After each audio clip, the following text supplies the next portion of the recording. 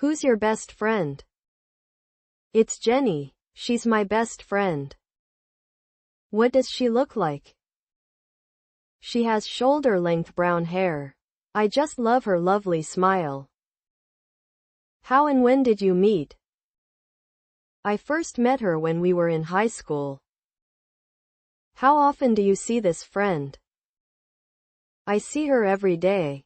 We're in the same class. What's she like? She's not only thoughtful but also very understanding. She's always by my side to cheer me up whenever I'm in trouble. Do you and her share anything in common?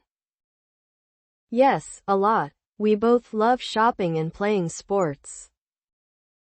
What do you and her do together? We usually do homework and read books together. Have you and her ever quarreled? Yes, but we seldom quarrel. When we do argue, afterwards we seem to understand more about each other. Does she know how to cook? Yes, but she's not a great cook. Do your parents like her? Yes, a lot. They always ask Jenny to come over for dinner. Why is a friend important in life? A good friend can make your life better in many ways. I don't think anyone can stand loneliness.